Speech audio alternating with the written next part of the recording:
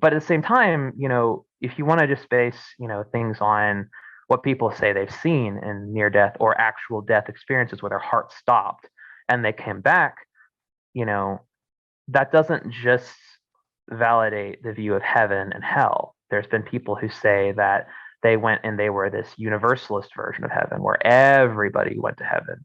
Or there have been other people who say that they have dreams and visions and they remember things from a past life, giving credence to the idea of reincarnation. And these things are supposed to offer hope. And on some sense, in someone like me who's by definition indecisive and not really putting a stake either way, I mean, sometimes it does, but I think really it's it's not really. I feel like at my heart of hearts, the only thing I can really say is that I don't know, and because I don't know, I think that's where the real fear of death comes from, is that you don't know. You don't know what's going to happen. You can convince yourself to believe whatever you want, but I mean, you can convince yourself to believe the Bible says whatever you want. People were using it before to justify slavery. People were using it before to justify their political agenda. I mean, it doesn't really matter. You have to pick and maybe stick to it. And you don't really have to do anything, but you have to decide what you think is the most real for yourself. And I think that's one of the hardest parts about life, is that that includes your beliefs about death. Um, and it's one of those things that, again, um, like I don't, I can't really say for sure that um,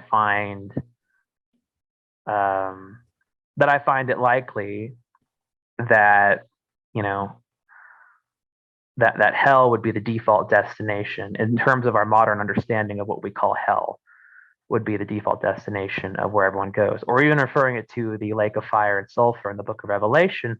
I saw something just the other day, which, unfortunately I haven't had the time to go and dig into yet, but apparently a literal reading of the book of Revelation is only really a thing that's really started to be a thing in Christendom and in the body of Christ itself, except for maybe like the last 300 years or so. Like apparently before it was treated more as like a parable or something. And that's something I'm interested in, willing to learn more about, even if I don't personally hold a faith or a belief in whatever the Bible as a whole is. Um, I think it's something interesting to study. Um, but like, because I mean, that was the big scary thing. I don't know. I mean, we're about the same age, so I'm sure you probably remember the Left Behind series. Hmm. Like it was a big deal. Like it was this very literal, very guttural, terrifying, like, tomorrow, or September 11th, 2001 was a precursor to, like, okay, next, it was the Twin Towers today, you know a month from now, just wait, they're going to start stamping 666 on your forehead, and if you refuse to get it, you're going to literally get beheaded. That's not exactly something that, I mean, if that was like in a scary movie, that wouldn't be a scary movie you show to a first grader typically. But that was the reality that we lived in, and it was very terrifying. Just the idea that at any moment there's going to be this grand rapture, and you have to make sure that you're right with God, or else, everyone else in your family who's proclaiming to be a Christian, they're all going to be gone up there without you. What did I do wrong, kind of thing. Um, but yeah, sorry, that was probably really wordy. No, no, you're all good. Like, I definitely appreciate you sharing with me all that because there is a lot that goes into just the idea of thinking about the afterlife. Because, like I said, there is that, kind of tying back to the first question of the fear of death. You not knowing that once you die, like what's going to happen next? Like, is that's it, or is it, you are going to heaven or hell? So, like I said, there definitely is a lot of questions that come at stake when it comes to that. Like I said, that comes into, I said, yeah, just a lot of, was it just a lot of confusion sometimes, and like a lot of, was it just fear, definitely. So like I said, that's definitely big. And two things that you brought up, that was, like two like series and movies that you brought up about heaven is for real. Originally when like I listened, like I watched the movie for it and I read the book.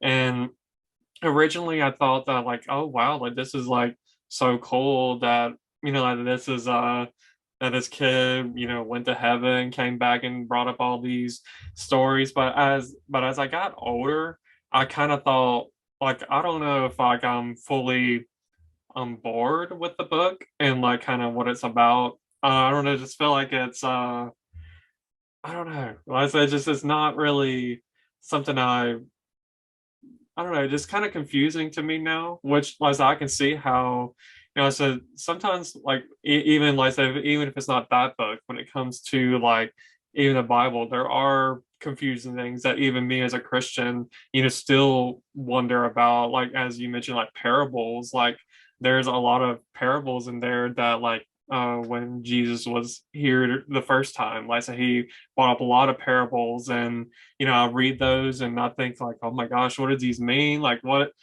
is this supposed to be about? Is this about something that's bound to happen? Is this something that's already happened? And there's a lot of that, so that can be confusion and less. And I know like well, also before I give my answer, like when I was thinking about the Left Behind, I kind of had that same idea because it came out when we were younger, and I was just thinking like, the whole idea like, oh well, he's coming back, very soon. And like I said, if you're not a part of the rapture, then like so you're going to be stuck here, and then there's going to be some kind of beast that comes around. You're going to have to, like you said, have the 666 on your head or on your right hand, or wherever. And I said that, and if you don't accept the mark of the beast, then like so you will be killed.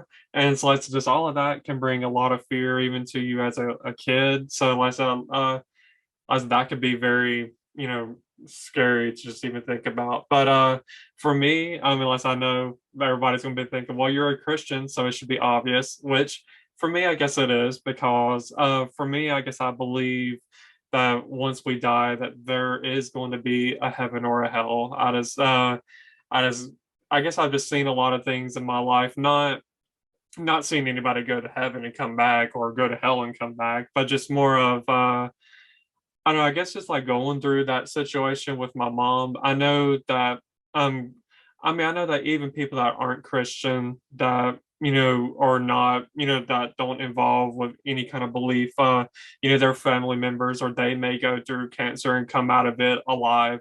And listen, I know even in the Bible it talks about how, God reigns on the just and unjust. So like so I understand that, everybody, can come out of it, alive and, well. And listen, unfortunately, there have been people that consider themselves Christians that go through cancer that do not come out of it. But I guess personally for me, I guess seeing my mom go through something like that, where she was 2 to 3 hours left from like dying, and then here we are now 3 years later, her leg is better, she's been walking. And I guess I'm a believer in like miracles, and like believe that, you know like because I was expecting the worst, and like the total opposite happened for me. So I think like 2019 was like kind of where I felt like we were like you mentioned about faith, like I felt like my faith like in God like grew during that process. And I feel like even before that happened, something terrible like that happened, and or before she even got better, I just felt like even my faith at that time was growing as well, just because I felt like I would have a lot of nights where I was, like I said, emotionally drained, like just, crying, and, all of this, and like trying to pray for comfort. And I felt like eventually, like, it felt like I got comfort, to me from God during that times, during those hard times. So I guess personally for me, I do believe that there is a heaven and a hell. And listen, speaking of hell, you do bring up some really good points about like the meaning and translations, like with Sheol in the Old Testament and Hades in the New Testament, because like there are some translations that do happen throughout throughout all this time, of course. And like now we're here we are speaking in English, but during the biblical days there were, other languages involved. And of course, as we know, as a worldwide thing, there's thousands upon thousands of languages out there. So so or even just the meaning behind those words too. So that can be very important too, to understand anything in general. But for me personally, understanding the Bible, because I said just understanding what does hell mean, like what does it mean in the Old Testament. Like I said, with Sheol, like I said, that's it just means grave. I said just I said it's a lot to that. I said just to where like so people maybe had the idea of just once you die, you basically cease to exist. But and then here in the New Testament, like so there's the idea of the word Hades is thrown into the situation. So I guess yeah, so yeah, for me, like so I feel like when it came to, I guess as far as my beliefs, when it came to before, like so, I mean I know there was a covenant with God, in the Old Testament. And then I felt like once Jesus came here the first time, there was a new covenant. And I don't know if that's why there's different, like a different name for hell. I mean, I don't know. Like I said, it can be kind of confusing because like I said, it is a lot to it. But I guess just seeing things throughout my life, like I said, I guess I just feel like there is a lot of I guess I don't know, reassurance to my faith. I guess that like I feel like I believe that once I die there will be a heaven or a hell. And even that, the idea of that could even be scary, because like you don't want to feel like you live as a Christian your whole life, and then you get up there and in like in one of the four gospels, of it's either Mark, Matt, or Luke or John, like I think Jesus says something like, I never knew you. And that's like, I feel like that's the biggest fear I would have, because I don't want to feel like I lived my whole life as a Christian and then be told I never knew you. And I feel like that could be a whole nother conversation. I feel like there's a lot that goes into that, because as far as Christianity, there are a lot of, even in the church, I feel like there is a lot of people that claim to be Christian but don't show that they're a Christian. Like you just kind of check out the boxes, like okay, well I went to church, okay, check. Did this and this, and The maybe Easter Christians. yeah, exactly. So there's those people that probably only go on Easter, only maybe go during a Christmas time, and that's about it. So there's a lot of that happens, and there's a lot of people that just they label themselves as a Christian, but I feel like as I got older, there is a difference to me between being a Christian and being a Christ follower. And I mean, Yeah. I know a lot of people, may think, like, well, of course, like there's a difference, like, with that. But I guess for me, when I was younger, I used to just think of the idea of the religion itself and kind of tying that into my life.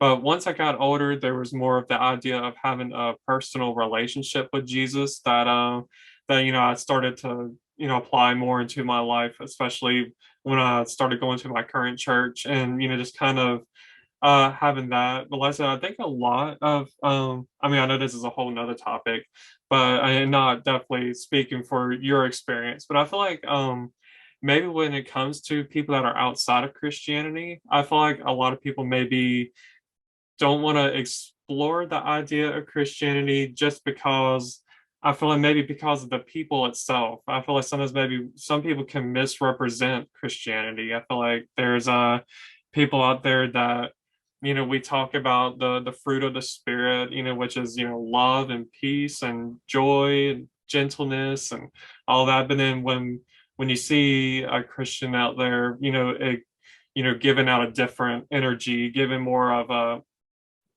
disrespectful and, always chewing out people, getting in fights, quarrelsome, hateful people. Like I said, definitely it doesn't sound inviting, when it sounds like people don't want to even consider the idea of, whether there's a heaven or hell. So I know that's a whole nother topic that goes into that. But I was just thinking, I thought I feel like if we were more, as a whole, I feel like there are a lot of good Christians out there, a lot of true, Christ followers. But I feel like as a Christian myself, I would like to see more Christians that are actually Christian. Like, don't just say you're a Christian. Like, be a, like put action into your words, and put action into your faith. So, Yeah, and yeah, that's that's kind of my tangent too. no, no, I totally get it. I mean, you brought up some things in there I was actually kind of thinking